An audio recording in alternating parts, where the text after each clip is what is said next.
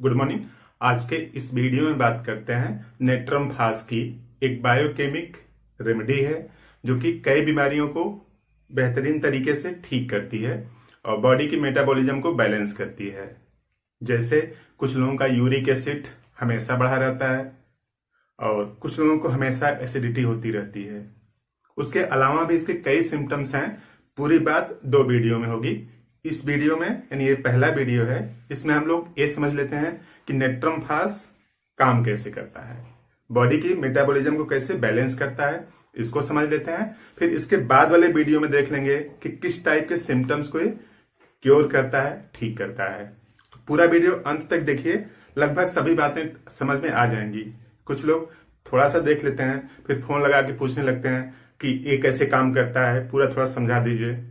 Possible नहीं है कि फोन पर सबको सब कुछ बताया जाएगा। अगर मैं ऐसा करूंगा तो पूरे दिन बैठ के सिर्फ यही बताना पड़ेगा कि कैसे काम करता है। तो प्लीज ऐसा ना करें, पूरा वीडियो देख लें, अधिकतर चीजें समझ में आ जाएंगी।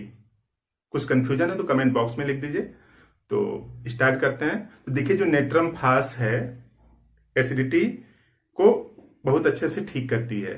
अब एसिडिटी चाहे जिस वजह से हो रही हो, बॉडी के अंदर कई टाइप के एसिड्स पाए जाते हैं। अगर उनका कंसंट्रेशन बढ़ेगा तो एसिडिटी काज करेगा। आम धारणा क्या होती है कि जो पेट में जलन हो रही है, गैस डकार जो आ रही है, यही एसिडिटी है। एसिडिटी और कई टाइप होती हैं। तो आज के इस वीडियो में हम लोग समझने की कोशिश करते हैं कि नेट्रम फास किस तरह से बॉडी की मेटाबॉलिज्म को बैलेंस करता है। तो देखिए, एक होता है लैक्टिक एसिड ना। लैक्टिक एसिड का फार्मूला इस तरह से है, CH2 ऐसे, फिर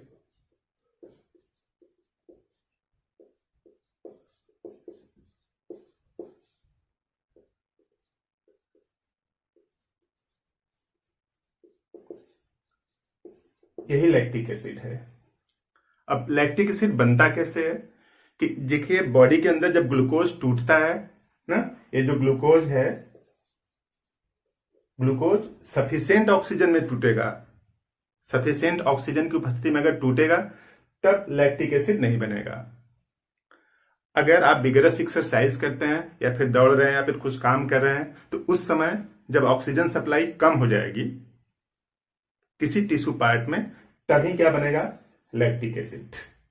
यानी जो हम लोग फूड सप्लीमेंट खा रहे हैं, ग्लूकोज, वो लैक्टिक एसिड तब बनाएगा जब ऑक्सीजन कम होगी। इसी को बोलते हैं एनारोबिक ऑक्सीडेशन। तो ये जो लैक्टिक एसिड है, इसी को नेट्रम फास, ये जो मेडिसिन है Na2HPO4, इसी को बोलते हैं नेट्रम फास। तो ये तोड़ देता है लैक्टिक एसिड को, तोड़ के क्या बना लेता है? कार्बोनिक एसिड, H2CO3, यही है कार्बोनिक एसिड। तो नेट्रम फास का एक काम कि जो लैक्टिक एसिड बॉडी में एक्सेस बना हुआ है उसको तोड़ करके कार्बोनिक एसिड बना देता है। फिर अगला काम, इस कार्बोनिक एसिड को ये जो नेट्रम फास है इसको पकड़ता है, पकड़ के ले जाता है लंग्स में। लंग्स में लाके इसको तोड़ देता है, किसमें? H2O में और CO2 में। तो देखिए, जो कार्बोनिक एसिड है एक एसिड है। अगर बॉडी में इसका एक्सेस होगा, एक्सेस तब होगा जब ये ठीक से काम नहीं कर रहा होगा। जब ये ठीक से काम नहीं करेगा तो एक्सेस में होगा, तब एसिडिटी वाले सिम्टम्स प्रोड्यूस होंगे या बॉडी एसिडिक हो जाएगी। तो ये नेट्रम फास इसको, इस कार्बोनिक एसिड को पकड़ के लाता है लंग तक, लंग में तोड़ करके H2O बना देता है, CO2 बना देता है। CO2 बाहर निकल जाती है शरीर से और उसकी एवज में ऑक्सीजन को कंबाइन कर लेता है। तो CO2 को बाहर निकाला लंग से और O2 को एक्सचेंज कर लेता है। यूं समझ लीजिए कि ये जो नेट्रम फास है इस लैक्टिक एसिड को लाता है लंग तक, लंग में उसको तोड़ के CO2 बना देता है और H2O बना देता है। H2O बॉडी के लिए जरूरी कंपोनेंट है। CO2 को बाहर निकाल देता है। जब CO2 को बाहर निकालेगा तो ऑक्सीजन को बाइंड भी करवा लेता है और वही ऑक्सीजन फिर ट्रांसपोर्ट होती है वही ऑक्सीजन इस लंग से होते हुए फिर इस तरह से होते हुए फिर यहीं पे पहुंचेगा। देखिए ये ऑक्सीजन की जरूरत है यहाँ पे। कहने का मतलब क्या है कि लैक्टिक एसिड अगर शरीर में एक्सेस मात्रा में बनेगा तो बॉडी के जो मेटाबॉलिज्म है वो एसिडिक मीडियम में अच्छे से नहीं हो पाएगी, तो उसको भी नेट्रम फास बैलेंस करता है। तो नेट्रम फास का तो एक काम ये है कि अब देखिए ज्वाइंट्स पेन हो रहा है या फिर आप थोड़ी देर मेहनत कर लेते हैं तो पूरी शरीर दर्द करने लगती है। जब आप मेहनत कर लेते हैं शरीर दर्द करने लगती है तो यही लैक्टिक एसिड बनता है।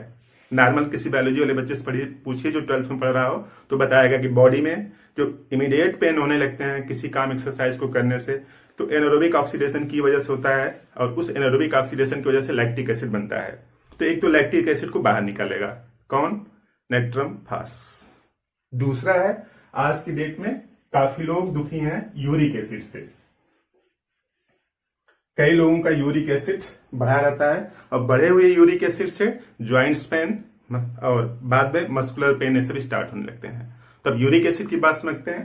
तो देखिए यूरिक एसिड का जो फार्मूला है वो इस तरह से है।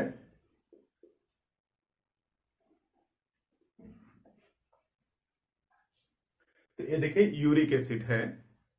यूरिक एसिड मेटाबॉलिज्म प्यूरिन के मेटाबॉलिज्म से बनता है। ये यूरिक एसिड है जो प्यूरिन के मेटाबॉलिज्म से बनता है। तो देखिए जो प्यूरिन है वो डीएनए आरएनए का कंपोनेंट है। प्यूरिन से क्या बनता है? Uric acid. और यूरिक एसिड अगर Na2HPO4 यानी नेट्रम फास अगर कम है, नेट्रम फास कम है तो जो यूरिक एसिड है वो इनसॉल्युबल हो जाएगा। इनसॉल्युबल हो जाएगा यानी जमा होने लगेगा बॉडी में। और अगर नेट्रम फास की जितनी जरूरत है अगर उतनी मात्रा में है तो ये क्या रहेगा? सॉल्युबल रहेगा। तो यूरिक एसिड नेट्रम फास कम होने की वजह से इनसॉल्युबल हो जाता है। और इनसॉल्युबल होगा तो जो बोन होते हैं ना, बोन का जो अंतिम वाला पोर्शन होता है उसको इपीफाइसिस बोलते हैं। इसी इपीफाइसिस पर डिपॉजिट होने लगता है यूरिक एसिड। जब यूरिक एसिड यहाँ पे डिपॉजिट होने लगेगा तो यहाँ पे इन्फ्लेमेशन करेगा, पेन करेगा, ठीक है, तो दर्द स्टार्ट करता रहता है। तो बोन का जो अंतिम वाला पोर्शन है उसको इपीफाइसिस बोलते हैं। उसी इपीफाइसिस पर यूरिक एसिड के क्रिस्टल डिपॉजिट हो जाते हैं और रूमेटिज्म, गाउट जैसे सिम्टम्स प्रोड्यूस करते हैं। तो अगर नेट्रम फास है उचित मात्रा में तो ये सॉल्युबल हो जाएगा, और जो सॉल्युबल हो जाएगा तो यूरिन के रास्ते बाहर निकल जाएगा ना। अब इसको यूरिक एसिड क्यों बोलते हैं अगर इसको समझें तो देखिए इस पूरे पोर्शन को देखिए, इतना वाला पोर्शन और ये इतना वाला पोर्शन, सॉरी यहां से इतना वाला पोर्शन, ये बेसिकली यूरिया है, यूरिया के सिमिलर है। यूरिया का फार्मूला देखिए NH2CO NH2 होता है। ये है यूरिया, यूरिया है इसी जैसा है इसलिए इसको यूरिक एसिड बोलते हैं। प्यूरिन के मेटाबॉलिज्म से बनता है। अब यूरिया की अगर बात करें कैसे बनता है तो ये जो प्रोटीन है उसके डाइजेशन से बनता है। तो प्रोटीन के डाइजेशन से क्या बनता है? अमोनिया बनती है। और हम लोग जो रिस्पायरेशन करते हैं उसे क्या बनता है? CO2 बनता है। तो अमोनिया और CO2 मिलकर के क्या बनाते हैं? यूरिया। यूरिया जैसा केमिकल कंपोनेंट है इसीलिए इसका नाम क्या है? यूरिक एसिड ना। तो यूरिक एसिड जो शरीर में डिपॉजिट हो रहा है उसको भी बाहर निकालता है। कई लोगों का यूरिक एसिड बढ़ा रहता है। तो इस तरह से जो लैक्टिक एसिड है जो मस्कुलर पेन काज करता है उसको बैलेंस करता है नेट्रम फास। और दूसरा जो यूरिक एसिड है जो ज्वाइंट्स पेन, इन्फ्लेमेशन ये सब काज करता है उसके लिए भी नेट्रम फास जरूरी केमिकल है। तो यूज करने का तरीका क्या है कि नेट्रम फास 3x ले लें। नेट्रम फास 3x 4 टैबलेट जीभ पर रख के चूसना है।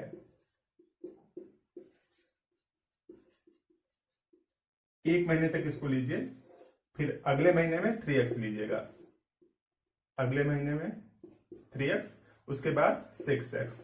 तो लगभग 3 महीने में आपकी जो परमानेंट समस्या है, यूरिक एसिड कम नहीं हो रहा है, उससे निजात मिल जाएगी।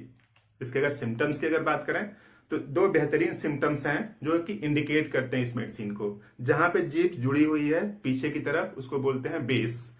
बेस पर एलोइस कोटिंग हो जाए, येलो कलर की लेयर जम गई हो, तो एलोइस कोटिंग हो जाए बेस पर, तब ये इंडिकेशन है कि नेट्रम फास आप दवा ले सकते हैं। और ज्वाइंट्स मस्कुलर पेन हो रहे हो तब भी एक इंडिकेशन है कि आप नेट्रम फास का यूज कर सकते हैं। सिम्टम्स कौन कौन होते हैं उसको दूसरे वीडियो में देखते हैं।